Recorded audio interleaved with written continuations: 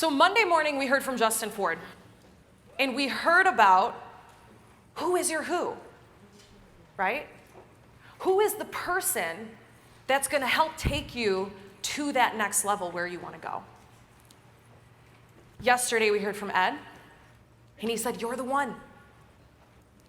And so I'm going to marry the two concepts here by talking about not just who is your who, and not just recognizing that you are the one, but today we need to talk about who do you need to become to take advantage of the who.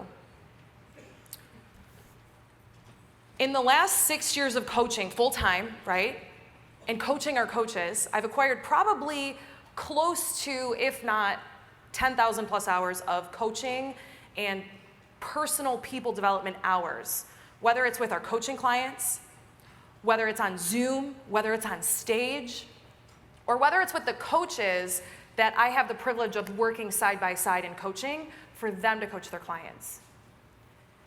And there's a common theme. By the way, there's several themes here, but there's a common theme that it always comes back to with each and every one of those conversations. And the theme is, how is that client, how is that person, how is that coach showing up to make a difference in their own lives, right? And so often when people are asking us the question, what's different about Glover U? What's different about this coach? Are you really going to be the one to help move me from point A to point B? It's a fair question. Coaching contracts a lot of money. That's not lost on us. And it's a fair question that to some of you, it's something you might not even be able to afford right now if it's looked at as an expense, right?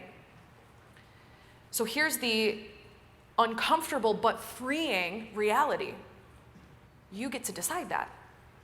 You get to decide how you show up. You get to decide who you need to become to take advantage of the who. And I kid you not, we do our own debrief before and after each day, and we were talking about that the next morning, and we said, oh my goodness, Justin's speech, it was fantastic. We love it, we love it, we love it. And of course, I'm sure a handful of you can imagine, I had a couple people come up to me, Kate, I want you to be my who. Kate, I want you to be my who. And it's flattering, and I love it, and thank you.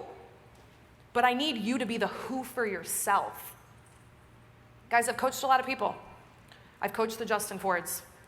I've coached a world of people who have changed their life by implementing just a piece of what we're talking about. Not all of it, just a piece of what we're talking about. And I've coached people that unfortunately show up week after week, saying they're going to do the thing, saying this is the week, saying they know they need to do their homework, and nothing changes. So let me ask you a question, and this is, of course, rhetorical. What's the difference?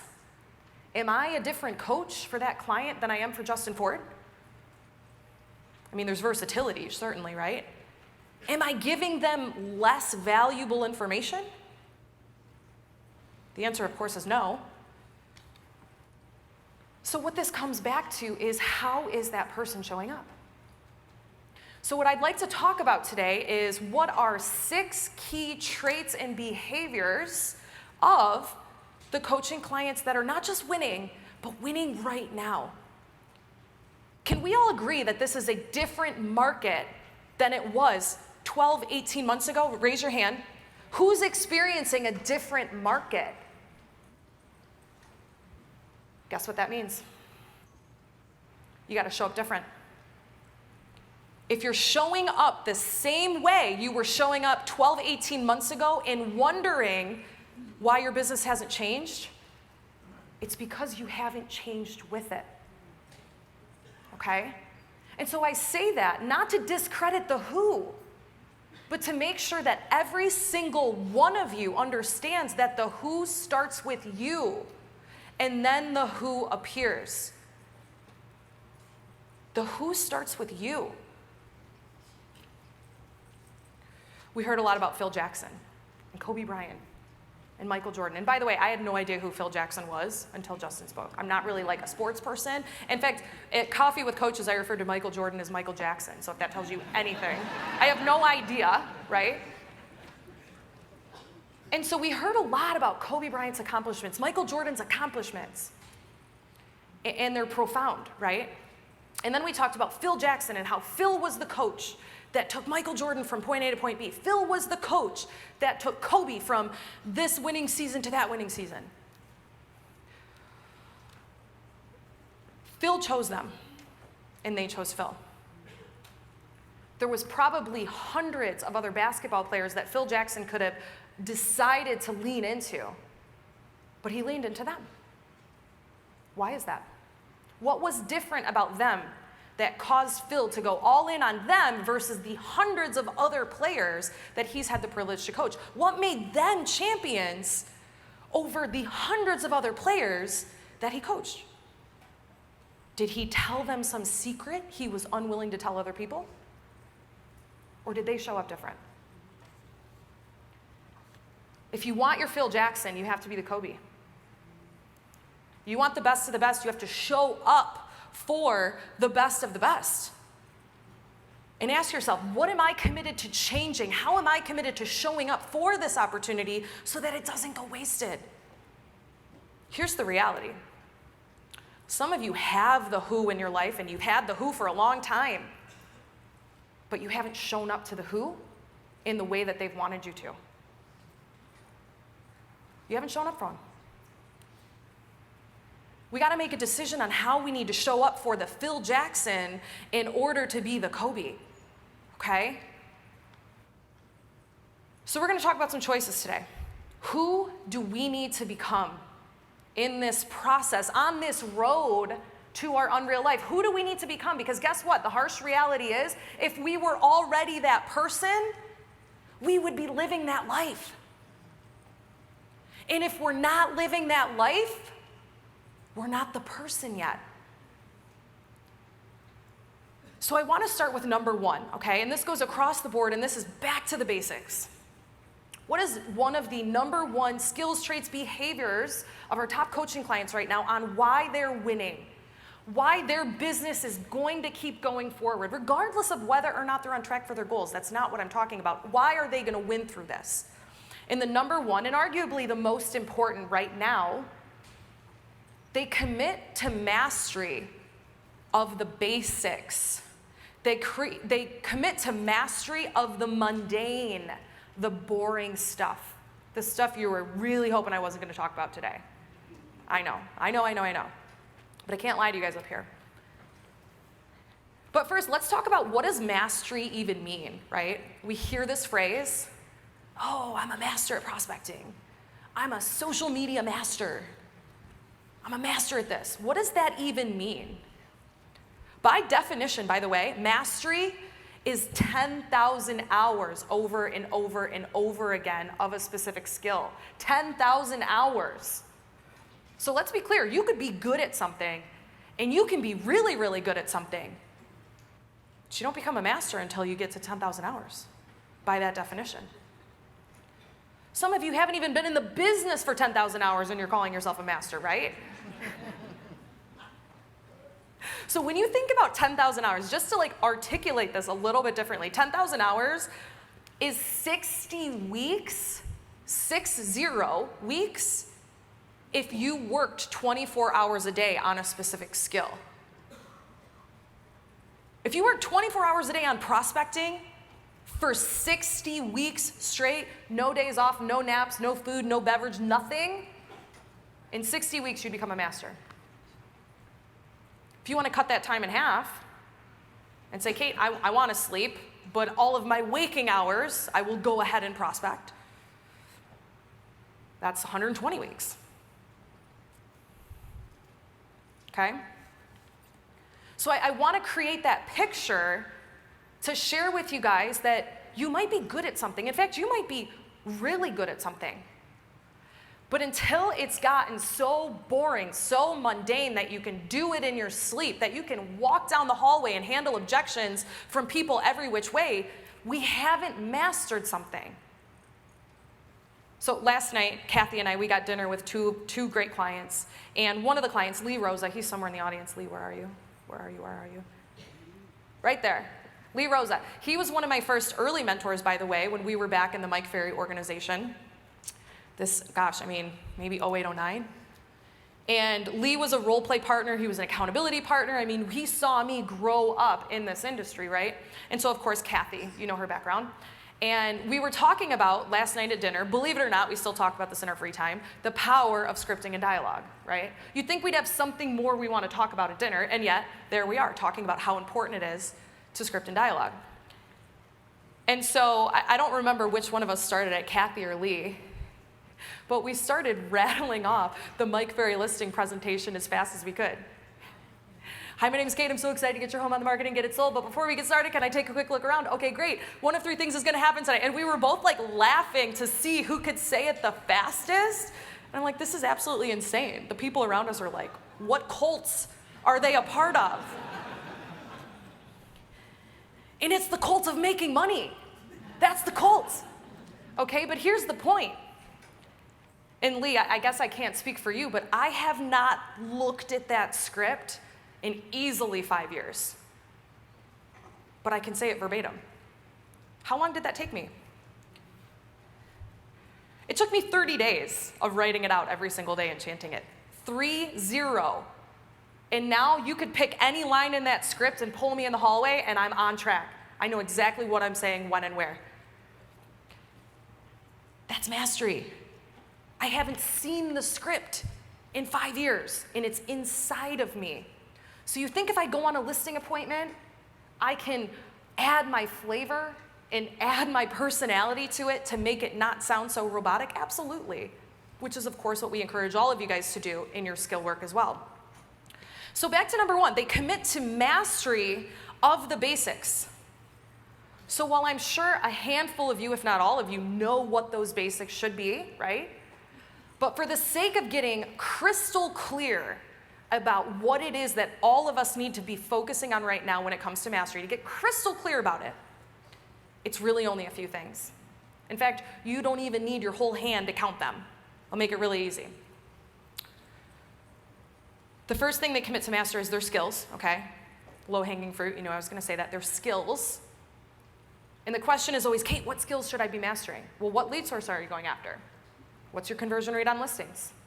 There has to be a diagnostic on what's not working for you in your business to diagnose the skill, right? That's no different than an athlete going to the gym saying, hey, I'd like to train to run a marathon, and having a trainer say, all right, I guess do a bunch of crunches. How's that gonna help? So make sure the skill work you're doing matches the deficit in your business. If you're looking at the deficit in your business, guess what? You gotta know your numbers. How many appointments are you going on? How many contracts are you getting signed? How many contacts are you making? By the way, guys, this is what a coach helps you with. So if you're sitting in the chair thinking, I have no idea, great, we can help with that. So skill work number one. In fact, Jeff would say if you're new in the business, 3 years or under, 2 hours a day minimum skill work. An hour in the morning and an hour in the afternoon. By the way, the super good professionals, the OGs as we call it on Glover Agency, who've been doing it for 10 plus years, still practice at least 30 minutes a day. I want to go back to Kobe for a second. So who here has heard about his 666 routine? Anybody? A couple of you, okay? The 666 routine. Kobe Bryant's 666 training schedule. 6 hours a day, 6 days a week, 6 months out of the year. I'm assuming that's in season. Or maybe it's out of season, I guess I don't know. 6 hours a day, 6 days a week, 6 months. And now what he did in those 6 hours, just like what Jeff did with his morning schedule, he has a very specific breakdown of how he's using those 6 hours, right? He's not just showing up to the gym and shooting hoops. It's very deliberate with what he's doing with his time, very similar to how deliberate Jeff was in sharing with you the morning schedule. Kobe Bryant, one of the greatest basketball players of all time, 6 hours a day. What would our business look like if we did 25% of that? What would our life look like if we did 25% of that? If you want the Phil Jackson, you have to be the Kobe. So number one was they commit to the mastery of the basics. We talked about skills. The second is lead generation.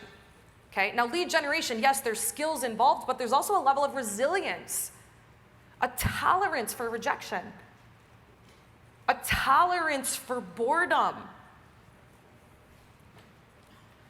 I got bad news, guys. It never gets more fun. You just get better at the not fun, and you get attached to what it does for you. Stop expecting prospecting to be fun. It's not going to be fun. But last time I checked, unless this is a hobby, there's going to be pieces of our job we don't love 100% of the time. Okay? They're committed to mastering lead generation. Underneath that, we have lead follow-up. This is some of the lowest hanging fruit with all of my clients when they say, oh, my pipeline's getting a little sketchy, Kate. It's drying up a little bit. We always go back to lead follow-up. Who's in your lead pipeline? How often are you calling them? What are you saying when you call them? There is an inverse relationship between the amount of leads you have at any given time and the transactions you do in a year. I'll say that again. There is an inverse relationship between the amount of leads you have at any given time and the amount of deals you do in a year. Why is that?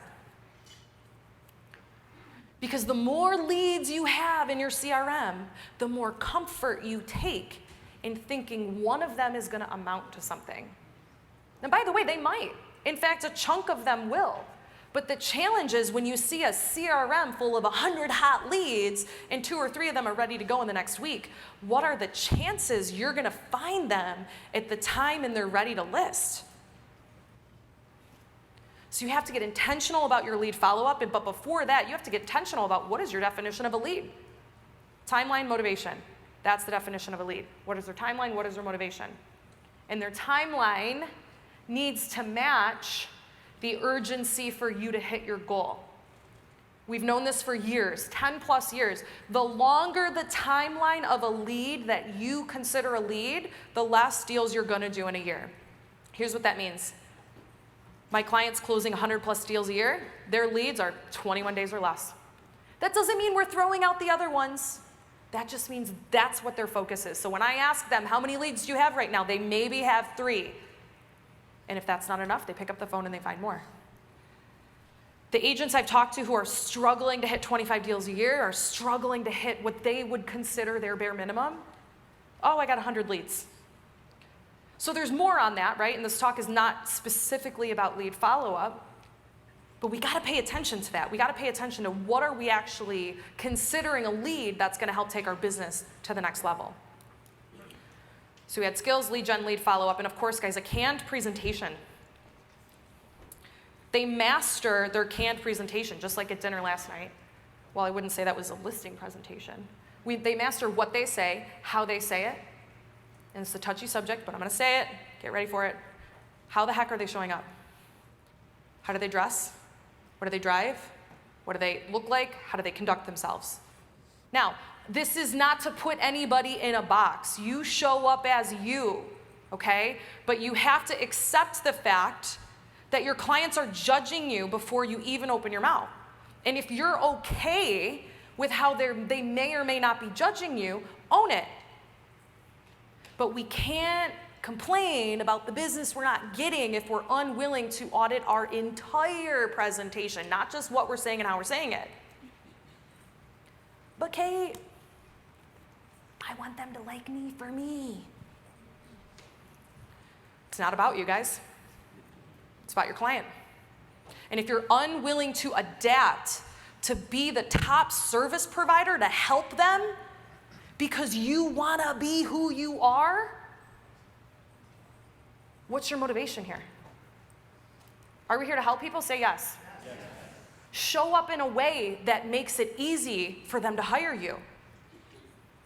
We have a whole video on that on Sales Rocket, so I'm not going to get into that, on auditing your presentation, what you say, how you say it, how you look, how you present yourself, and how to elevate that if that's an area of opportunity for you. Number 2, skills of our top coaching clients. And I'm going to talk about this one a little bit differently because I recognize Jeff covered this in his morning schedule. What I wrote down for number 2 is they own their mornings. Okay, you've heard the Glover U phrase, own the morning, win the day. Sounds really nice, right? But what the heck does that mean? How do you own your morning, right? Jeff gave you an example of what could be included in a morning routine. By the way, I see it differently, right? And so of course I'm a high analytical, so it's got to be different for me. But I see a morning routine, which to me is from the time in which your alarm goes off and you get up in the morning, and your morning schedule, which is when you walk in the office at work and sit down at your desk. To me, those are kind of two different things, right? You can call it the same thing if you want, but just for the sake of this conversation, that's what I'm referring to. So they own their morning. I asked all of our coaches, hey, I want to talk about, this is what I'm talking about at the retreat. What are some of the key things that you're noticing in all of your agents that are succeeding right now? Almost every single one of them said this point. They have a strong morning routine before their workday even starts. They have a strong morning routine before their workday even starts. Now, for a while, this was second nature for me. I didn't have kids. I didn't have a reason that I couldn't get up any earlier. And it wasn't that hard for me to just wake up and do my thing. And so for some of you who know me, you'll know this story, but I'm going to assume none of you do. In the last 2 years, because I like to be extreme, I've had 2 children in 2 years, okay? I had one, it was super hard, super challenging. I was like, I'm never doing this again. And then 10 months later, I was like, gotta do this again. But really, that's my high D, right? I'm like, I just gotta get this over as soon as possible. And I did. And so let me just say, I'm finally back, okay? I'm back after a couple years of hormones and sleeplessness and oh my gosh. So thanks for hanging on here, okay? Yeah, you're welcome, Jeff. Don't worry, don't worry. Shop's closed, it's fine.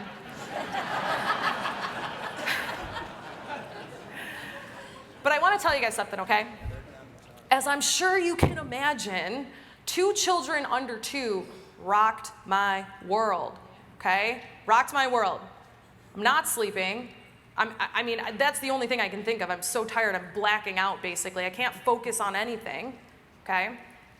And some would argue that I might have every reason in the world to cut myself some slack. And I did. And then I cut myself some slack. And then I cut myself some slack. And so I had a conversation about a month and a half ago at Lead Up in Fort Lauderdale. I had a dinner, and a conversation at that dinner completely changed my life. Paulie, where are you? This man right here, Paulie.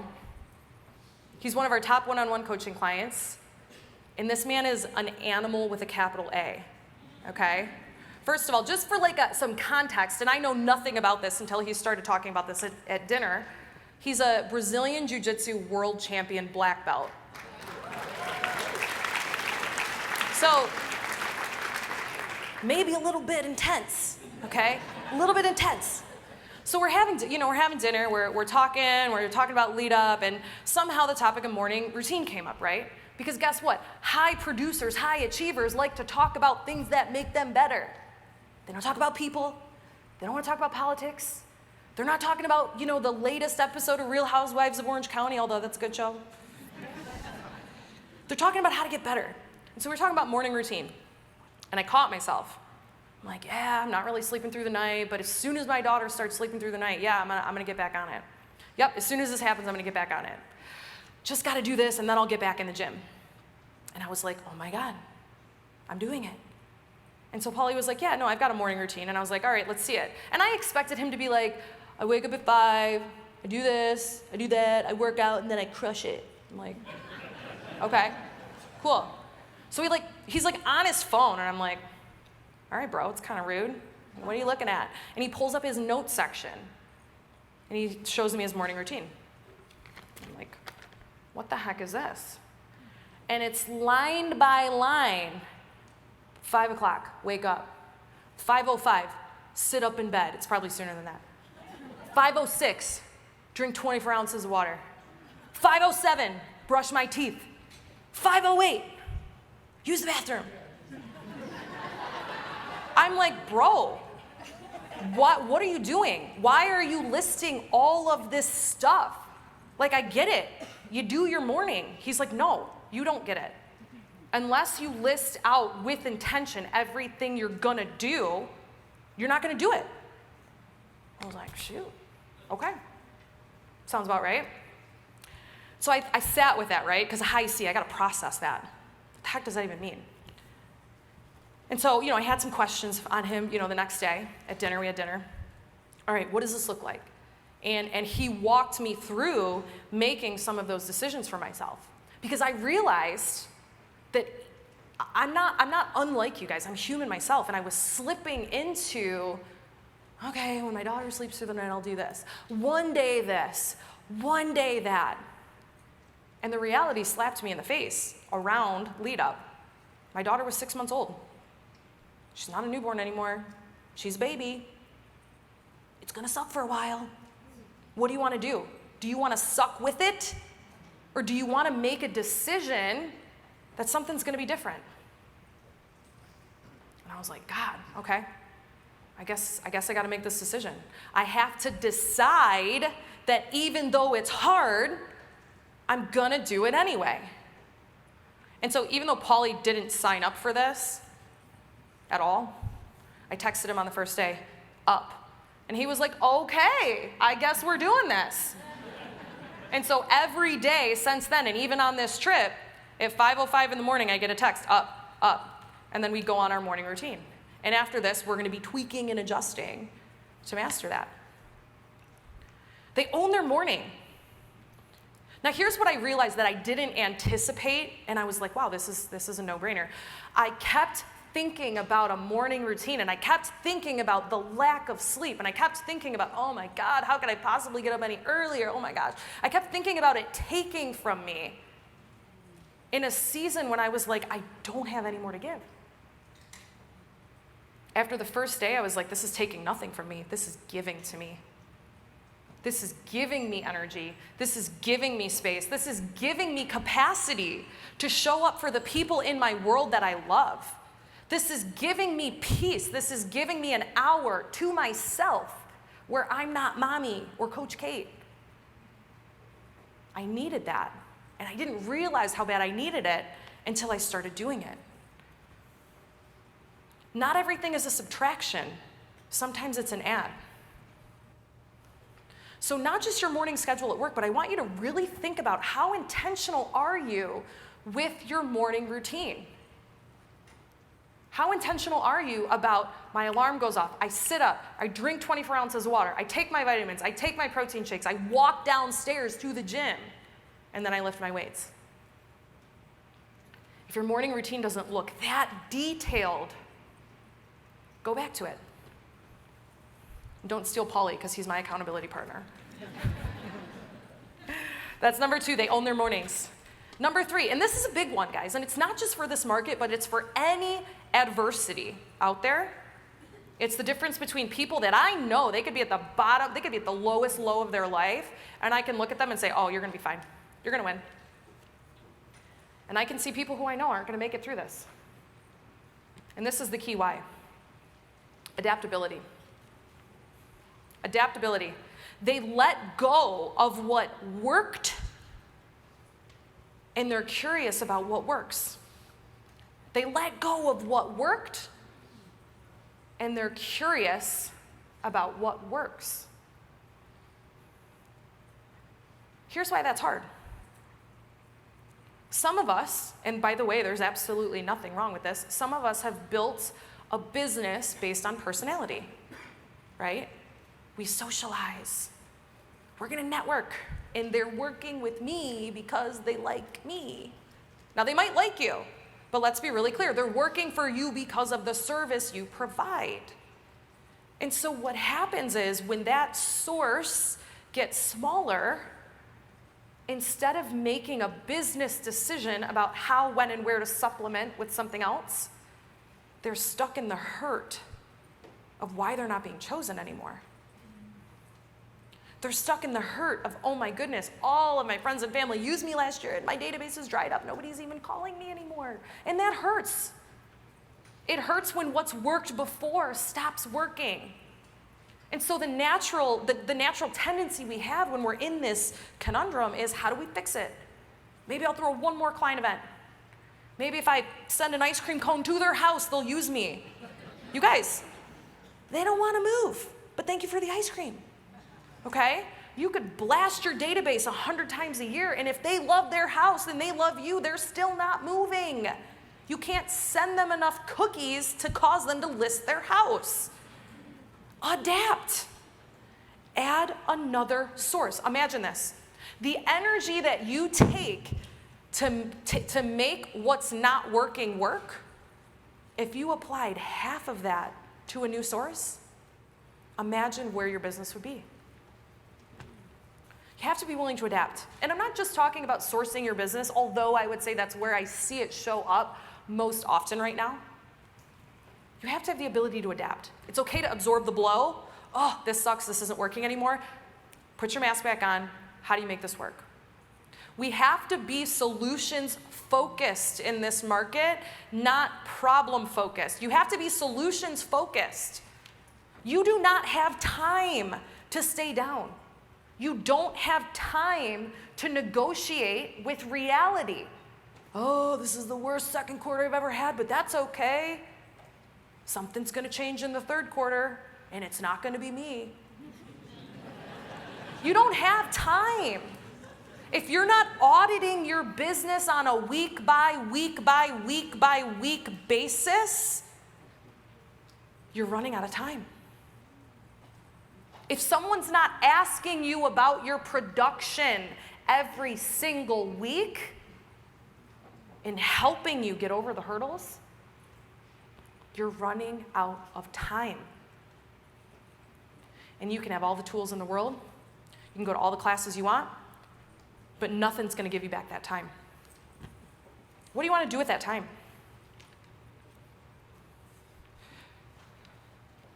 Number 4, under the skills, behaviors, traits of the top clients that are not just winning right now, but I'm confident are going to win through this shift.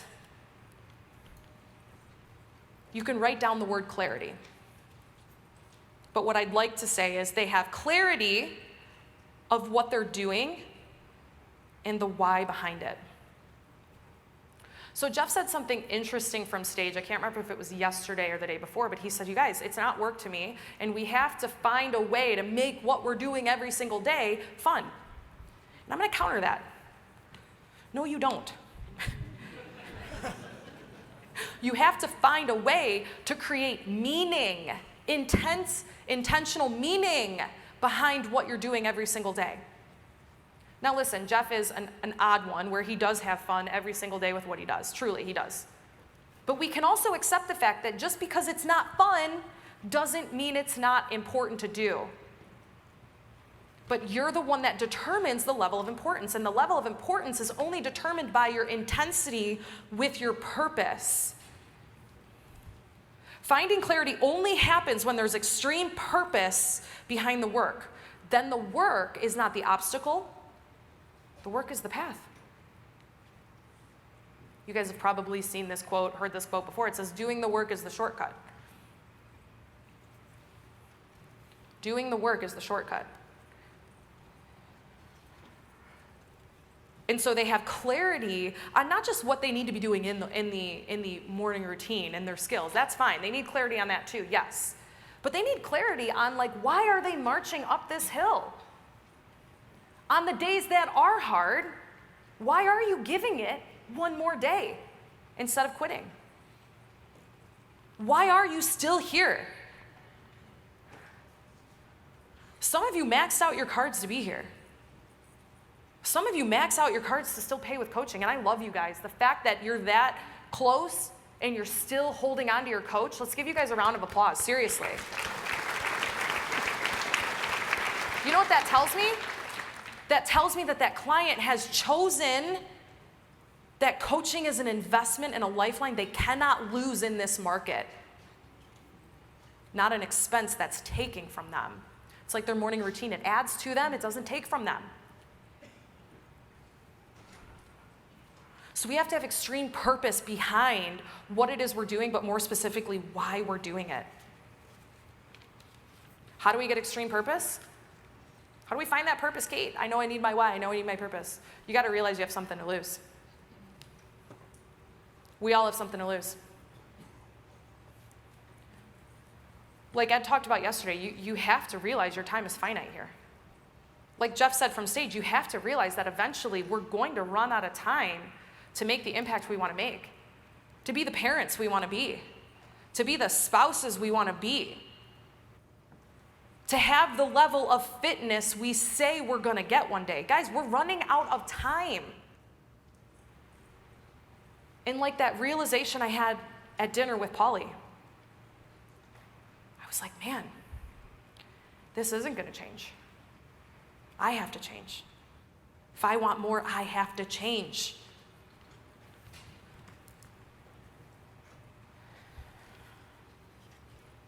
The next point here. This is number 4 or 5? 5. And this is a big one. Jay, don't get mad, but I'm going to call on you for this. I'll use you as an example. They play defense in a massive way against distraction.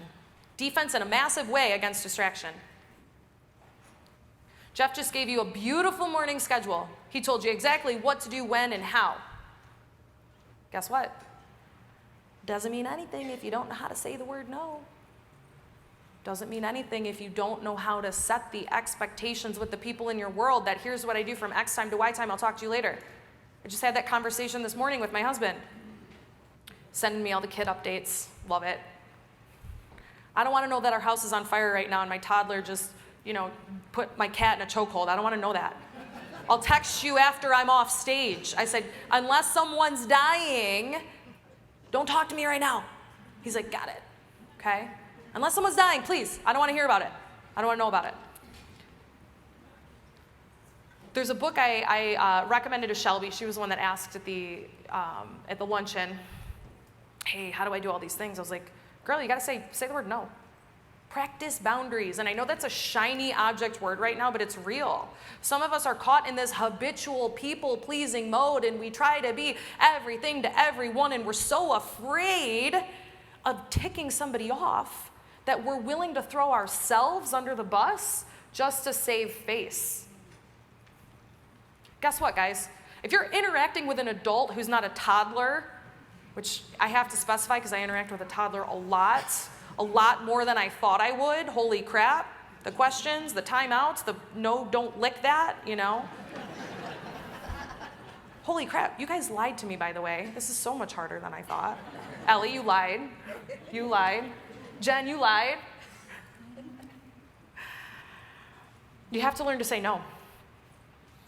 You have to learn to put blinders on when you're going after what you want. When you say yes to everybody else and you say no to yourself, what message are you sending them? That you don't value yourself. And if you don't value you, how the heck can you get mad when nobody else does? Some of us are mad at the people in our world for the problems that we caused, for the problems that we facilitated. Some of us are tolerating certain things from certain relationships because we haven't done this. Bye. Guess what? To be the best version of yourself, to be in the best position in your life, to be the happiest you've ever been, you're going to have to cut some ties. You're going to have to say no, and you're going to have to disappoint some people. Now, here's the good news. For the most part, the people you're interacting with, like I said, they're not toddlers. They're adults. And they're fully capable of handling disappointment. That is not your job. That is not your responsibility. It is your responsibility to state your boundaries, state how they can interact with you, how they can win in a scenario with you. And the second you compromise on that, you compromise your worth. And you compromise all of the things on the other side of that worth. You got to play defense against the distraction, you guys. And Jeff, of course, gave some tools, some tricks, some acknowledgments. That's a whole separate talk, okay? But I will tell you right now, you got to get clear on your boundaries, and you got to get clear on communicating them in a way that isn't like, oh my God, leave me alone, right? Because when we're in the habit of never setting boundaries and people pleasing, when people make asks of us, it can feel like a personal attack, and then we're resentful, and then we're like, oh my God, I can't believe they want me to go to this party tonight. Well, did you say no? Some of us are mad or frustrated with people at problems that we facilitated. So our top clients, the ones who are succeeding right now, are laser focused on what they want, where they want to go, which means they know what to say yes to and they know what they say no to. Now, I'm not picking on anybody when I say this, because I know a couple of you are going to be like, you're talking to me. I'm not talking to anybody, okay? And I follow a lot of realtors online, okay, of course, on Facebook. And some agents I see go to every single class, conference, training, speaker, blah, blah, blah, blah, blah. And it's like, holy crap, when do you work? Okay? But the bigger question I have is, how intentional are you being at these events? Meaning, what are you looking for? What are you hoping to hear from this speaker that this speaker didn't talk about? What do you need to hear? And some have good answers. Hey, I really want to hear this from this person. Or, hey, this is where I network, this is where I make my relationships and connections. Fine, that's fine. All I'm asking is that you know why you're there and you're purposeful about the things you say yes to. I'm not saying go to more, go to less. I'm saying be purposeful about what that's doing. Be purposeful about the lunches that you say yes to. Be purposeful about the phone calls that you take. Be purposeful about the decisions that you make, the relationships that you have. 5 a.m., sit up in bed. It's the only thing I think about. Who the heck puts that? Who puts that they have to sit up in bed? Isn't that rhetorical? Like, isn't that like a known? And you're like, no, it's not.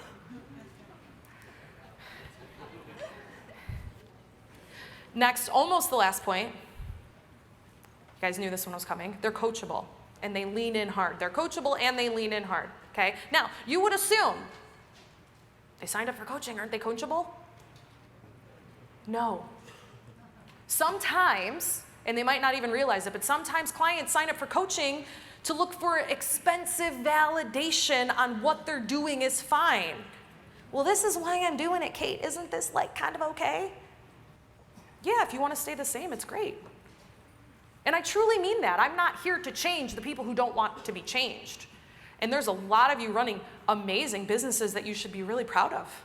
I'm not here to tell you what you're doing isn't good enough. But what I'm here to tell you is if you want something to change, you have to be open to that change. You have to focus on what would it mean to be coachable? What would it mean to get the most out of this relationship? How do I have to show up? What does that look like? And do that. Ask the people in your world, hey, Kate, how could I show up better to coaching? Hey, how could I show up better to feedback? Hey, here's an area that I want to improve. What does that improvement plan look like? And work on that. And for some of us, the feedback on the other side of that conversation might sting, right? Might hurt. It might, oh my gosh, I don't love hearing that. Because very few of us do, right? We're all human. But you have to understand, if you have a person in your world that's willing to tell you the truth about something holding you back, that's love. You have a person in your world who's willing to call you out on the stuff that all of your other acquaintances let go, that's commitment. If you have a person in your world that dares to believe in you more than you believe in yourself, don't let that go. Ask yourself how you show up better. How do you show up to them the way that they're showing up to you? Some of you are looking for a new who, but the new who is you. Don't look for the new who until you become the who. And then the who shows up. They're coachable. Let's talk about coachability. It's the individual's willingness to and ability to seek, be receptive to, and act on constructive feedback to drive individual development and improve performance. So coachability. An individual's willingness and ability to seek, be receptive to, and act on constructive feedback to drive individual development and improve performance. Are the people you're surrounding yourself with, is it an echo chamber or is it a mirror? Some of us just want to hear what we want to hear, and that's fine. But you can't grow in that echo chamber. The last point. And this is big, okay? And almost bigger than coachability. They own their choices. They own their choices. My mentor in California, he is the reason I made it in California. It's a whole different story for a different day. I sat at his kitchen table, Beverly Hills, California, down to my last $5,000. And he said, Kate, I'm going to give you the 90-day plan. You do this every single day, and you will make it in California. This was after a really tough, 9 months of just spinning my wheels. Oh my gosh, when's it going to happen? When's it going to happen? When's it going to happen? Neil Schwartz wrote it on a napkin in his house, his wife's serving dinner, total accidental. The only reason I was there is because I forgot my laptop at his office when I did a visit. Is that a God thing or what? The only reason I had that conversation with him is because I forgot my laptop at the office. And he said, hey, Kate, I'm on my way back up to Beverly Hills from Irvine. You're in Malibu. Come get it. Okay. We had dinner. He changed my life. He said to me that day, and has said to me over and over and over again, and has since said that to numerous agents, he said, Kate, you are where you are because it's okay with you. I know I hated it then and I hate it now. Hate it. You are where you are because it's okay with you. You're in the relationship that you're in because it's okay with you. You're at the production level that you're at because it's okay with you. You're surrounded by the people that you're surrounded by because it's okay with you. Our top agents, they take ownership for their choices. And when we say that to them, they say, yeah, you know what, Kate, you're right.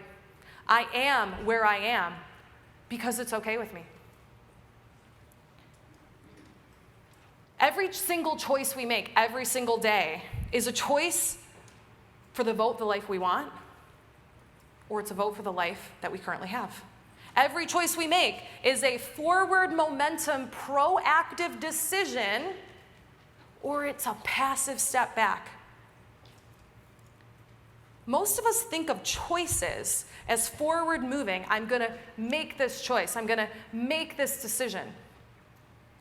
We don't talk enough about sitting back and being passive is also a choice. And so when we can recognize that choices are both active and passive, and that our life is humming along regardless of what we choose, and it's on us to decide we're done. We're done with using the baby stuff as an excuse that I'm not sleeping through the night. I'm setting my alarm and I'm sitting up at 5 o'clock in the morning and I'm putting that on my notes too. When you make that decision to be done with it, your life changes. I fell into this trap too, you guys. I develop people for a living, and I fell into the trap of waiting for it to get easier, for me to be well rested, for me to be able to mentally and emotionally afford this new habit. I waited. And it hit me like a ton of bricks. The longer I wait, the longer I delay. Another month goes by, I'm still not any better. And as that time goes on, guess what? Balloons behind me, the shame. Oh my God, another month, nothing changed. Oh my God, another year, I said I was going to do X and it didn't happen. And that shame can steamroll you if you let it. That shame can keep you down. It can make you afraid to ask for help. It can make you afraid to raise your hand and say, I'm ready. I'm ready to, this is done. I'm drawing a line in the sand. I'm ready. Don't pay attention to the shame.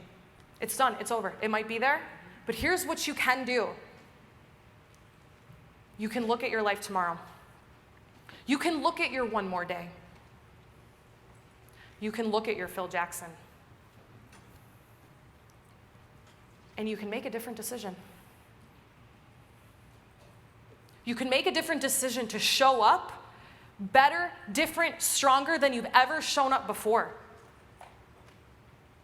You can make a decision that the story stops here. You're done with that. And from now on, from today forward, you're committed to being the best version of yourself you've ever been. You're committed to leaving your excuses. You're committed to leaving your reasons. And you're deciding, this is how this is going to go. Some of you know this.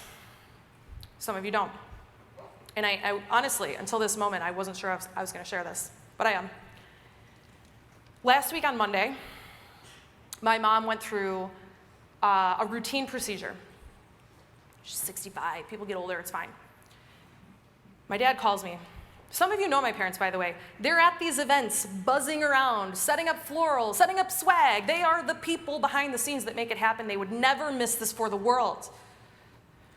So Monday I get a call, hey, mom's in recovery, but she's got a lot of pain going on. Huh, that's weird. Yeah, they don't know what's going on. They're sending her to the emergency room. Not great, but keep me posted. So, I'm kind of on my phone like, what's going on? It's bedtime. It's, I'm in the chaos. I call it rush hour at the house, right? Oh my God, dinner, bedtime, bath time, scream it out, whatever, let's go. So I'm laying in bed. They're doing scans, can't figure it out. Doing scans, can't figure it out. Doing scans, can't figure it out. And then I get a text. Kate, mom has multiple aneurysms in her heart.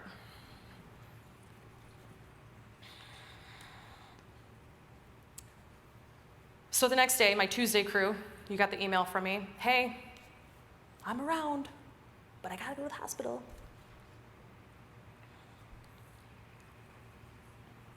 I walk in the hospital. My mom's a cardiac nurse, just to be clear, okay? So she knows what she's talking about.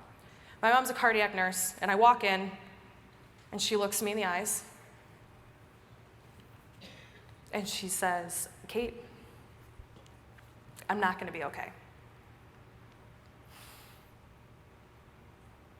So last week was a lot of doctors, a lot of visits, a lot of trying to figure out what are we doing here? Is this fixable? Is this not?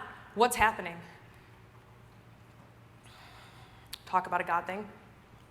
The surgeon is my best friend's uncle. The hospital she was at is the hospital she works at, so the team knows her. And we had a long week of no answers, but ultimately, because all of you are going to ask, because she was at a state of recovery, maintenance, no surgery. Aneurysms aren't big enough to warrant open heart surgery, which is what it would have been. So cool, we're in the clear, awesome. Just in time for the event. Sunday rolls around, 6:30 in the morning. My dad's calling me. Oh my gosh, happy Father's Day. Kate, they're airlifting your mom to U of M. And I thought, God, I thought we were over this. I thought we were in the clear. And so if you know Michigan, I'm racing down 696 at 7:30 in the morning all the way to U of M. Actually, no, St. Mary's first. Had a stern conversation with the doctor there. Then they got her on a helicopter to U of M. And I sat bedside with her. Jeff and Taylor knew. I said, guys, I'll keep you posted, but they're like, no, we get it. We get it. Sat bedside with her, met with the doctors, talked to everybody, talked to my family, talked to my dad, and I talked to my mom. And she said, Kate, get in your car. You gotta go. And she said, because when you show up for people, you change their life. When you do what you do, they can live their best life. I'm gonna be okay here, Kate. But if they don't hear what you have to say, they're not. So you're gonna go up there, and you're gonna get on stage, and you're gonna give them everything you got. You have a decision to make. I had a decision to make. And I hope you know that I would not be standing here while my mom is in the intensive care unit if I didn't believe that you need this message right now. What you do with this message is your choice. Thank you.